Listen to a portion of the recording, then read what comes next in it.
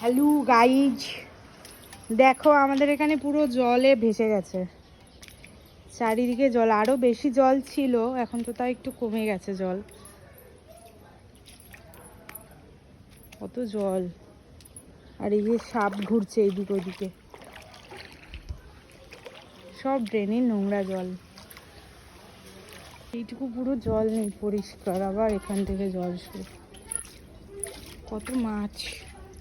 ছোটবেলায় ড্রেনেই মাছগুলো আমি ধরতাম, আর মায়ের কাছে তো জমের মার খেতাম, কি পিটুনি খেতাম মায়ের কাছে।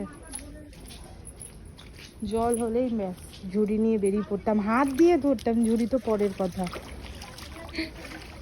এই কি করছিস তুই? এই জলের মধ্যে কি করছিস? হ্যাঁ, বাবাই আসছে কিন্তু।